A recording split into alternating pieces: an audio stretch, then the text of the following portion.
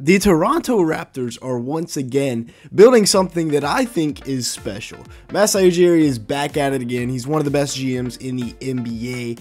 The Raptors have one of the best front offices in the NBA, and they just had a really good draft that we're going to talk about. But they have a young big three that are all about to enter their prime. They are building around them very well. They got a couple of vets like Bruce Brown, and then they acquire a couple of former lottery guys this offseason to go with their young core, who RJ Barrett just turned 24, Scottie Barnes will be 23 heading into next year, and Immanuel Quickley will be 25 heading into next year. And then they also have Grady Dick, who they just drafted last year to go with like Jacoby Walter and the other guys they drafted this year. So I like this Raptors squad. They got a lot of length, a lot of athleticism. Grady Dick averaged 8.5 points per game, 2.2 rebounds, 1.1 assists in 22 minutes a game last year. So you might think, that's nothing crazy, especially when you look at the shooting splits. I mean, they aren't fantastic.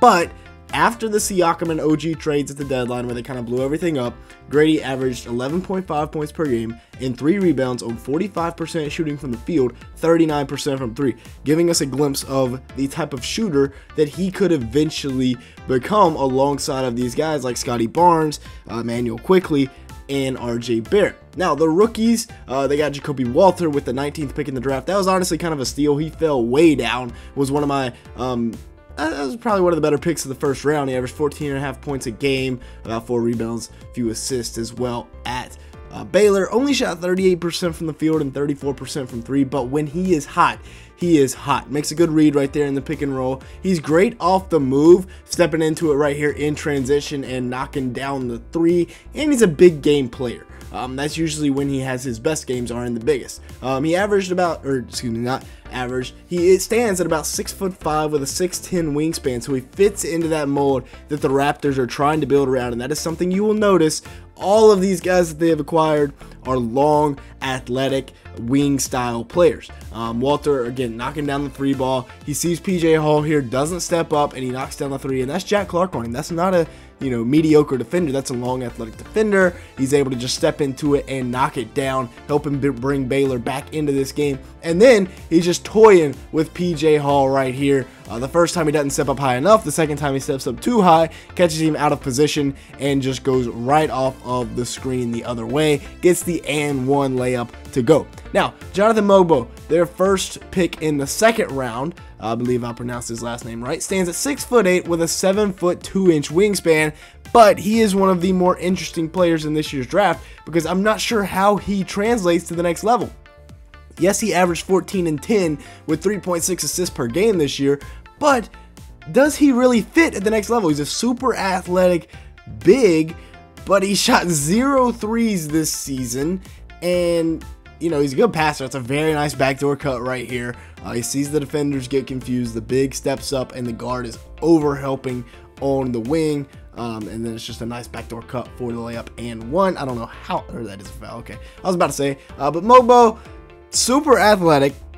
Like we said, elite athlete. I mean, you see the plays. He just jumps off the screen at you, puts the ball on the deck, and gets downhill. But he cannot shoot the 3. He has not shot the 3 at all at college. So what position does that make him? He's too small to play big. He's more of a wing at 6'8".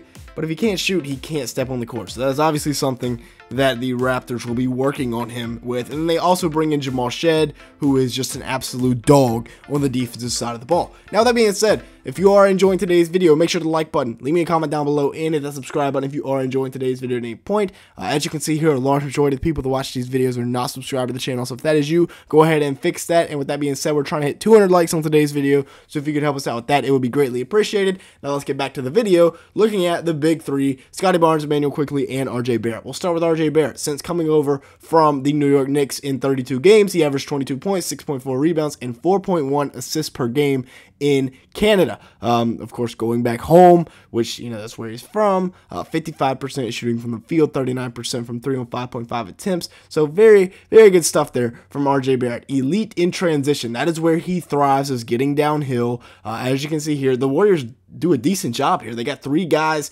in the paint, but RJ just does a little sidestep, little euro, inverted euro, I guess you could say, and gets the layup to go. Knocking down the 3 ball. 39% from 3 last year was a career high from him, so they'll look for that to continue. I'm not sure if it will. Maybe it was a little lucky, maybe not. Maybe that was, something we can grow to expect from RJ going forward, is the ability to knock down the three ball. As you can see, in some games, he would get hot, but I mean, he really thrives in transition. 6'6" with a 6'10" wingspan, so the Raptors are continuing to try and build that model of long, athletic wings around a good guard in Immanuel Quickley, and then either Davion Mitchell or Jamal Shed, and then, you got Jakob Poeltl in the paint. As for Quickley, he averaged 18.6 points per game last year, 6.8 assists, and 4.8 rebounds in 33 minutes a night. He was still 24 last season, so he was, of course, just going into his prime. 42% shooting from the field is quite concerning in my opinion, but 40% from three, that's right where you want it. That is all-star level from three-point land for a combo guard that can do a little bit of everything. Watch him right here. Watch the patience. I love the pace that he plays with here. He could go right into Jaren Jackson Jr., and that's probably a block. If not, Santi Aldama's coming from behind. Instead, he just plays it out. I don't know what Santi is doing, but he goes off to the side. Desmond Bane clearly a little frustrated, but you cannot go under screens on Quickley. Of course, a sniper from long range.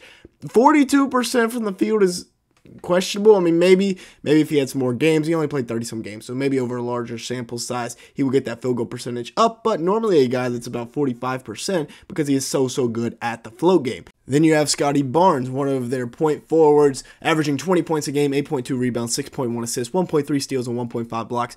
Needs a little bit more attention because he is an absolute star. Only 34% from 3-on-5 attempts, but he was shooting much better earlier in the season. And he has an insane +8 wingspan, standing at 6'7" with a 7'3" wingspan. That is crazy work from Scottie Barnes right there. Watch him get out and run right here up top. Little layup and one. Get that to go. Now, he does need to develop his shooting ability. If he can knock down the mid-range, that's going to be tough to stop, especially if he can start knocking down the three. But watch him right here. Make Sochan commit, and then he's going to hit Gary Trent Jr. in the corner. Keeps Wembanyama on his hip, and then makes Sochan choose between which one he wants to stop, and then kicks it up for Trent for the transition three. That's big time stuff right there from their point forward. Now, the sleeper for them this year, I think, is Ochai Agbaji. I was huge on Ochai coming out of Kansas. He's 6'5" with a 6'10" wingspan, and at Kansas, he could really shoot the three ball. I don't know what happened once he got to Utah, but things changed. 6.7 points, 3.3 rebounds, 1.3 assists. He was a big part of the Donovan Mitchell trade, but he turned out to spend like 2 years in Utah before he was gone. Absolutely abysmal splits last year in Toronto, but I mean, he has good mechanics on his jumper. A little flat, but overall very good mechanics. So I don't know why he's not shooting better than he is. Maybe it's a confidence thing. I'm not sure though. Ochai should be a good piece for them next year, especially at 6'5" with a 6'10" wingspan. That's just how Masai Ujiri likes him. Watch right here, quickly sets the pin down, and Valanciunas doesn't even bother getting out there, and that's a warm-up three at this point. Once again, DeAndre Ayton, better contest, but still. And you can see Masai Ujiri definitely has a type. Everybody he brought in this year has a very big wingspan, very much a plus wingspan type of guy, other than the two guards that are both just clamp down type guys. So yeah, if you did enjoy today's video, make sure to the like button, leave me a comment down below, and hit that subscribe button if you did enjoy at any point. Also, we're trying to hit 200 likes on today's video, so if you could help us out, that'd be greatly appreciated. And with that being said, thanks so much for watching today's video.